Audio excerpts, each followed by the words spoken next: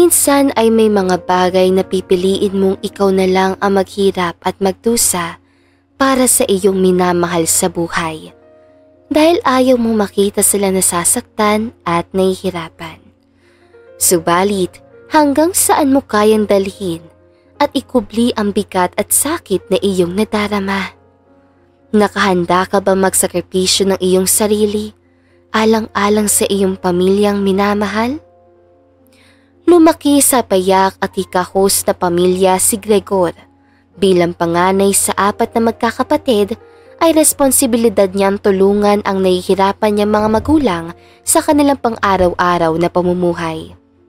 Maliban sa hindi siya nakapagtapos ng pag-aaral ay pahirapan din sa kanilang lugar ang makahanap ng mapagtatrabahuhan.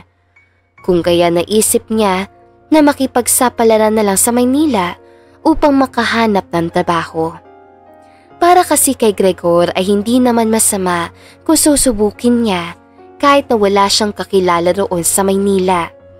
Kaysa naman sa nakikita niya ang pamilya na nagugutom at nahihirapan sa bawat paglipas ng araw na para bang patindi pa na patindi ang hirap at gutom na kanilang nararanasan.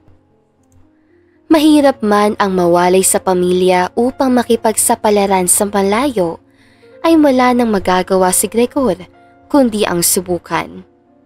Buo na sa kanya sarili na magpakalayo upang matulungan ang pamilya na nangangailangan ng kanyang tulong. Kaagad niyang ipinaalam sa kanyang mga magulang ang kanyang naging desisyon. Sa una ay hindi ito pumayag sa pag-alala, subalit bandang huli ay napapayag niya rin ang mga ito dahil na rin sa kanyang pagpupumilit. Wala na nga nagawa ang mga magulang ni Gregor kundi ang suportahan ng kanyang naging desisyon. Mamayang madaling araw ang kanyang alis, kung kaya maaga siyang nagpahinga. Nasa kasarapan siya ng kanyang pagmamahinga nang gisingan siya ng kanyang ina. "Gregor, gumising ka na at baka maiwanan ka ng bus," sabi sa kanya ni Nanay Maria habang abalang-abala sa pag-iimpake ng kanyang mga babaunin pa Maynila. Hays, si inay talaga. Mukhang ikaw pa atang aalis at takot na maiwanan ako ng bus. Pabirang sabi ni Gregor kay Aling Maria. Ikaw talaga anak oh. Alam mo namang kundi mo lang talaga pinilit kami ng itang mo ay di kami papayag na pumunta ka doon sa Maynila. Alam mo naman doon, ang daming mapagsamantala at masasamang loob. Basta, pag andun ka na, mag-iingat ka palagi ha? At huwag na huwag mong pababayaan ang sarili mo. Sambit ni Aling Maria kay Gregor. Opo inay, huwag po kayo mag-alala sa akin at kaya ko na po ang aking sarili.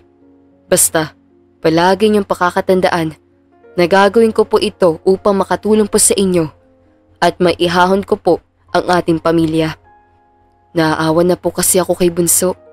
Iisa lang ang uniforme at pinaglumaan ko pa. At saka, tignan mo yung bag niya. Ang laki-laki ng butas oh. Luma na din ang tsinelas at putas na rin. Pagbuntong hininga ni Gregor habang kausap ang ina. Anak, Gregor, di naman kami humahadlang ng tatay mo sa pangarap mo. Basta ang sa amin ay mag-iingat ka doon palagi at huwag na huwag mong pababayaan ang sarili mo. Bilin ni Aling Maria sa anak. Opo inay, maraming salamat po sa mga paalala. Palagi ko pong pakakatandaan. Sagot naman ni Gregor sa kanyang ina. Naghanda na nga si Gregor ng kanyang sarili at mga dadalhin patungo na Maynila. Nang sa tingin niya na handa na siya, ay mabilis silang tumungo sa sakayan ng bus. Ilang minuto pa ang nakalipas at dumating na nga ang bus papuntang Maynila, kaya dali-dali siya nagpaalam sa kanyang ina at sumakay ng bus. Kita niya ang pag-iyak ng kanyang ina habang kumakaway sa kanya habang papalayo ang bus na kanyang sinasakyan. Huwag po kayong mag-alala, inay, itay. Gagawin ko po ang lahat upang maiahon kayo sa kahirapan.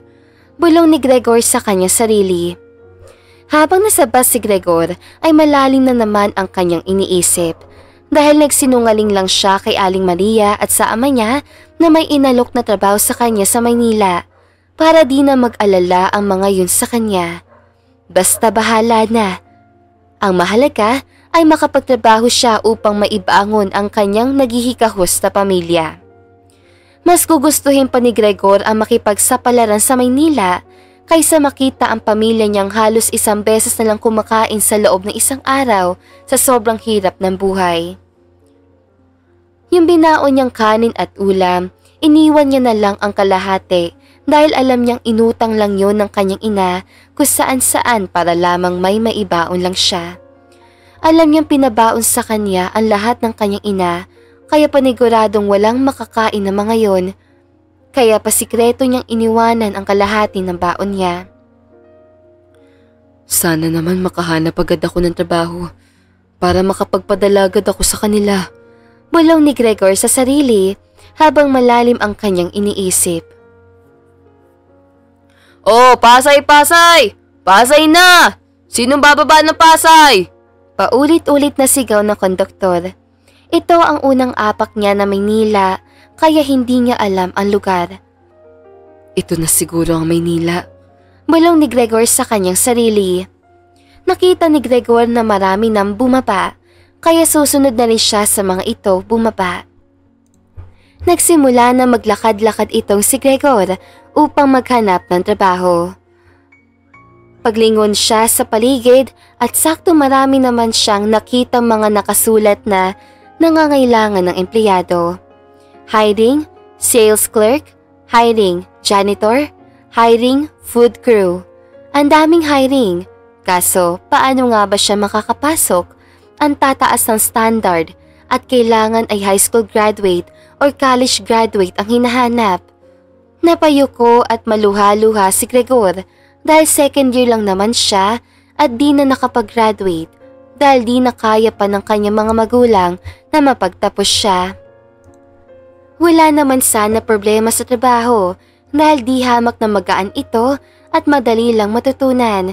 Subalit kahit anong gawin niya ay hindi pa rin siya matanggap dahil sa school graduate ang hinahanap. Nagpatuloy pa siya sa paglalakad upang maghanap pa ng angkop na trabaho para sa kanya. Siguro naman kahit papaano ay mayroong naghahanap ng empleyado na hindi na kailangan ang educational background. Dahil sa pagod at gutom sa paghahanap niya ng trabaho ay nakaramdam si Gregor ng gutom kaya kumain na muna siya. Habang kumakain itong si Gregor ay nakaramdam siya ng uhaw at saka niya lang naisip na wala pala siyang dalang tubig. Maya-maya pa ay may nakita siyang nagtitinda ng palamig kung kaya kaagad niya itong nilapitan. Kuya, pwede po ba ako makahingi niyan? Kahit konti. Medyo nauuhaw po kasi ako. Pakiusap ni Gregor sa nagtitinda ng palamig. Ano? Hingi? Gago ka ba? Ano sa tingin mo sa paninda ko? Pinamimigay? Kung wala kang pera, lumayas ka dito. Bulyaw na nagtitinda ng palamig kay Gregor. Sa hiya ni Gregor ay umalis na lang siya. Sa patuloy pa niyang paglalakad ay may nakita siyang supermarket at pumasok siya. Halos inikot niya ang supermarket, ngunit wala siya makitang libreng tubig. Kaya sa sobrang uhaw ni Gregor ay pumasok na lang siya sa palikuran at doon siya uminom ng tubig upang mapawi ang kanyang sobrang pagkauhaw. Hindi na niya naisip kung marumi ba ang tubig, basta ang mahalaga ay makainom siya. Pagkatapos siya makainom ay agara naman siyang lumabas sa naturang mall na iyon at nagpatuloy siya sa kanyang paglalakad. Sobrang layo na ng nilalakad ni Gregor at nakarating na siya ng Divisoria sa Maynila. Swerte naman siya sa paghahanap niya ng trabaho dahil may nakita siyang nangangailangan ng boy. 250 ang araw. Bukod doon ay hindi na rin kailangan ng high school graduate. Kaya na makita ito ni Gregor ay agaran na itong pinuntahan. Good morning po ma'am. Mag-apply po sana ako ng boy. Magalang na sambit ni Gregor sa isang Chinese na may-ari ng naturang tindahan. Tumingin naman ito sa kanya mula ulo hanggang paa. Parang kinikilatis pa siya nito kung kaya makakaya ba niya ang mabibigat na trabaho dahil sa payat niyang pangangatawan. Ikaw ba? Kaya tulak karatelya? Kaya ikaw buhat bibigat? Sunod-sunod na tanong ng Chinese kay Gregor. Opo ma'am, sanay po ako magbuhat na mabibigat sa amin. Kaya, kayang-kaya ko po ang trabaho. Tugon naman ni Gregor sa Chinese. Sige, ikaw tanggap ha? Ikaw simula na bukas agad, ha? Ikaw dapat dito na maaga. Alas 8 umaga. Ikaw dito, ha? Sambit ng magiging amo ni Gregor sa kanya. Tumango naman siya bilang tugon sa sinabi ng Chinese at agaran ng nagpaalam. Masayang-masaya si Gregor ng mga oras sa iyon dahil may trabaho na siyang nahanap. Subalit ang problema niya naman ay ang kanyang matitirhan at makakain. Naku, paano kaya to? Saan kaya ako matutulog at kakain? Pag-aalala ni Gregor sa kanyang sarili. Naubos ko na ang baon ko kanina at wala na rin akong perang natira. Bulong ni Gregor habang nakaupo sa hagdanan malapit sa mall na kanyang pinuntahan. Napakamot na lang siya ng ulo habang iniisip kung paano siya malalagpasan ng gabing yon. Inabot na ng 10 ang oras ng gabi si Gregor sa kalsada dahil sa wala nga itong matulugan. Palakad-lakad siya at palingon-lingon na may makita siyang isang palaboy na nangangalakal ng basura. Nakita niyang kinakain nito ang mga nakukuhang mga tirang pagkain sa basurahan, kaya naisip niya ring gawin ang ginawa ng palaboy. Bahala na. Mas okay nang gayahin ko tong mambabasura na to na kumakain ng tira-tira sa basurahan. Ang mahalaga ay malagyan lang ng laman to sikmura ko. Bulong ni Gregor sa kanyang sarili. Mabilis siyang tumungo sa basurahan at naghanap rin ng mga tirang pagkain. Bahala ng daanan ko to para lang sa pamilya kong umaasa sa akin sa probinsya.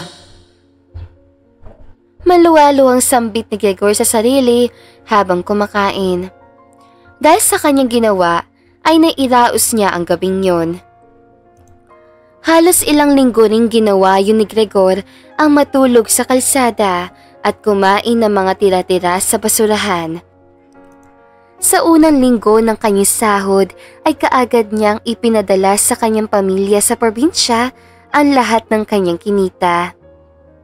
Inay, bumili po kayo ng isang sakong bigas at masarap na ulam ha? Tawag ni Gregor sa kanyang ina sa cellphone nang kakatrabaho nang maipadala niya ang kanyang sinahod. Oo anak, maraming salamat sa padala mo. Mayroon ka bang itinira dyan para sa iyong sarili? Pag-aalala ng kanyang ina. Huwag niyo po akong alalahanin dito. Nay, libre naman ang pagkain ko dito. Pati na rin ang matutulugan. Pagsisinungaling ni Gregor sa kanyang ina upang hindi na mag-alala pa. Narinig ito ng kanyang katrabaho kaya nang maibaba na ni Gregor ang pagtawag sa ina nito ay tsaka ito kinausap ng kanyang katrabaho. Pre, pasensya na pero narinig ko kasi ang mga sinabi mo kanina. Hindi naman tayo libre sa pagkain dito, maging sa matutuluyan. Bakit ka nagsinungaling pre sa iyong mga magulang? Pinadala mo na pala ang lahat ng sahod mo. Paano ka na yan? Tanong ng kanyang katrabaho na naawa sa kalagayan niya. Bumugtong hininga naman si Gregor pagkatapos ay nakangiting sumagot sa katrabaho nito na bago niyang kaibigan. Wala naman akong kailangan paggagamitan ng pera pre. Dahil nakikituloy ako sa tita ko.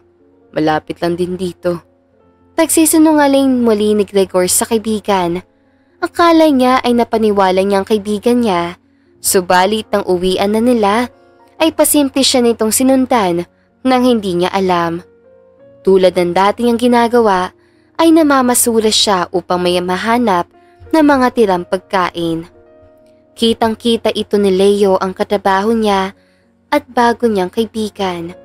Nang hindi na nito makayanan ang nakikita na ginagawa ni Gregor ay nagpa siya na itong magpakita sa kanya. Pre, Gregor, sabi mo doon ka sa tita mo nakatira. Bakit ka kumakain ng mga tirang pagkain sa basurahan? Alam ba ito ng pamilya mo doon sa probinsya? Dahil sa mga pangyayari ay umamin na nga si Gregor sa kaibigan. Alam mo kasi Leo, talagang mahirap ang pamilya namin sa probinsya. Kaya nga ako nakipagsapalaran dito sa Maynila dahil halos hindi na kami nakakain doon. Alam mo ba na mahigit 1 linggo na akong natutulog sa bangketa at kumakain ng mga tirang pagkain sa basurahan? Tiniis ko ang lahat ng iyon para sa aking pamilya na umaasa ng aking tulong. Ngayong alam mo na ang buong katotohanan, ikakahiya mo ba ako bilang bago mong kaibigan? Walang problema sa akin, Leo. Kahit nalayuan mo ko at ikahiya dahil ginagawa ko ito para sa aking pamilya. Mas gugustuhin ko pang ako na lang ang umiyak kaysa makita ko silang nahihirapan at mawalan ng pag-asa sa buhay. Naiiyak na sambit ni Gregor sa kaibigan. Alam mo, Gregor, busilak ang inyong kalooban at humahanga ako sa iyo dahil sa pagmamahal mo sa iyong pamilya. Hindi kita ikakahiya, kaibigan. Bagkus ay saludo ako sa iyong kabutihan. Tugon ni Leo kay Gregor. Isinama nga siya nito sa bahay nito at doon na siya pinatira ni Leo. Dahil sa ginawa ng bago niyang kaibigan ay hindi na siya naging palaboy pa sa kalsada at kumain ng tira sa basurahan. Naging madali at magaan ang lahat kay Gregor dahil sa tulog ni Leo. Lumipas pa ang mga buwan at taon ay unti-unti nang nakabangon sila Gregor. Nakapagtayo siya ng tindahan sa kanila at nakabili rin siya ng lupang masasaka. Bukod doon ay nakabili rin sila ng mga alagang hayop tulad ng baboy at mga manok. Sa ngayon ay tinatamasa ni Gregor ang magandang buhay na bunga ng kanyang paghihirap. Subalit sa kabila ng lahat ay hindi niya malimutan ang minsan niyang nasabi, ang bayaan mong ako na lang umiyak. At dito na nga po nagtatapos sa magandang istoryang ito. Maraming salamat mga kakwentuhan! Huwag niyong kalimutan mag-like at subscribe at pindutin na rin ang notification bell para lagi kayong updated sa ating kwentuhan. Hanggang sa muli, paalam!